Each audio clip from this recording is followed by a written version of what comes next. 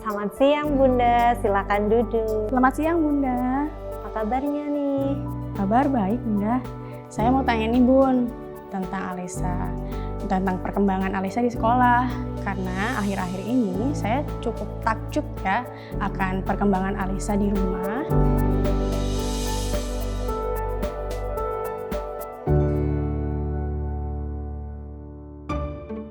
Alisa sekarang sudah mulai mandiri Bun.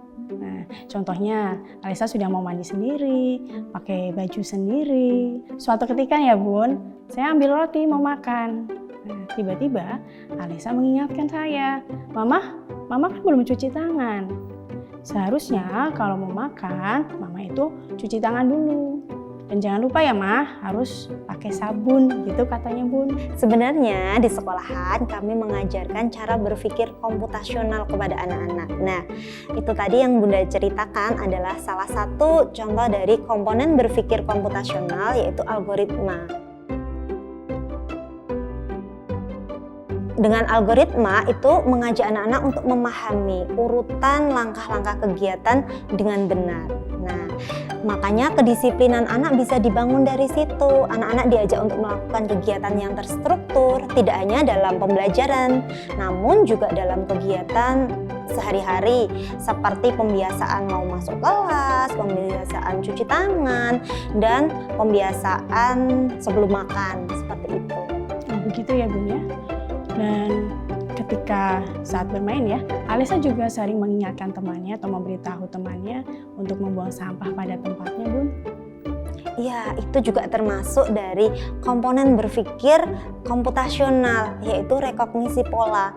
Kalau di sekolahan kami membiasakan dengan mengelompokkan benda-benda sesuai dengan jenisnya. Jadi kalau sesudah selesai bermain tuh anak-anak kita ajak untuk mengembalikan sendiri nih mainan yang digunakannya tadi sesuai dengan jenisnya. Selain itu, mereka juga kami ajak untuk membersihkan kelas, merapikan kelas sendiri. Mereka membuang sampah ke tempatnya. Dan tidak hanya asal membuang sampah saja, tetapi ketika membuang sampah itu harus sesuai dengan tempatnya, ada pemilahan sampah gitu.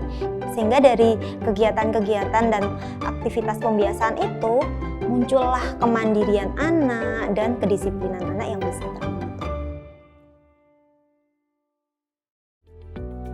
Begitu ya. Nah dulu ya, kalau Alisa sedang mengerjakan sesuatu yang dirasa sulit ya Bun, dia tuh pasti nangis, terus pasti minta bantuan lah orang sekitarnya. Pasti Mama minta bantuan Ma, aku dibantuin aku nggak bisa.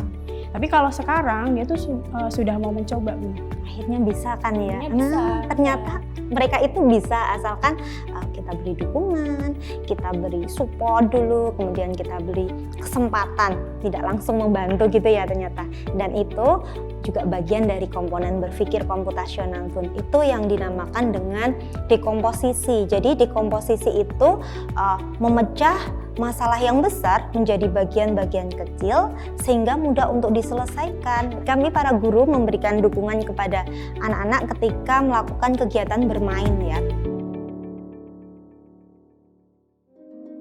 Jadi dukungan itu dapat berupa pertanyaan pemantik sehingga anak-anak lebih kreatif, lebih bereksplorasi gitu. Kalau Kak Alisa itu contohnya ini suatu ketika topik kebun binatang ya. Nah itu Kak Alisa membuat binatang kesukaan. Binatang kesukaan yang dia buat itu ikan dan kolam renangnya, kemudian ada makanannya gitu ya.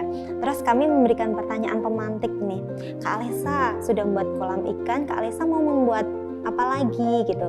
Kemudian Kak Alisa bilang mau membuat kura-kura, yaudah yuk kita buat kura-kura. Setelah itu diberi pemantik lagi, mau membuat binatang apa lagi, mau membuat burung dan juga kandangnya gitu.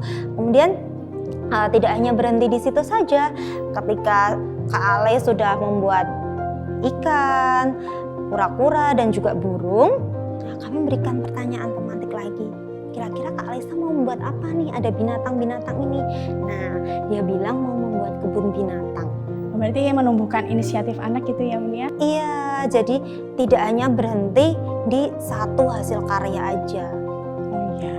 Nah, satu lagi nih Bun. Iya. Nah, Alisa ini suka sekali nonton film. apalagi nonton soal dongeng ya, film dongeng ya. Nah, ketika selesai menonton film dongeng itu, pasti saya tanya, Alisa ceritanya tadi gimana? Nah, pasti dia sudah mampu Bun untuk menceritakan kembali dari inti film yang dia tonton. Ya, itu juga bagian dari berpikir komputasional Bun, yang disebut dengan abstraksi. Jadi abstraksi itu bagaimana mengidentifikasi inti permasalahan, atau seperti tadi dalam film itu inti ceritanya apa sih itu. Nah, mengidentifikasi itu berarti itu Kak Alisa sudah mampu ya menyerap permasalahan kompleks itu dengan cepat ya Bun.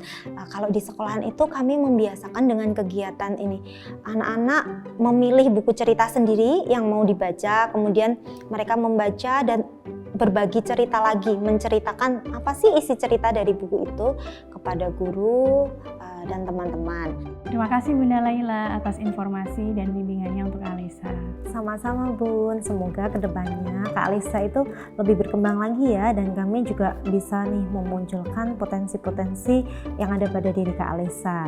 Nah, kami juga merasa senang sekali Bunda kalau ada orang tua yang mau berkomunikasi kepada kami terkait perkembangan anak-anak gitu ya.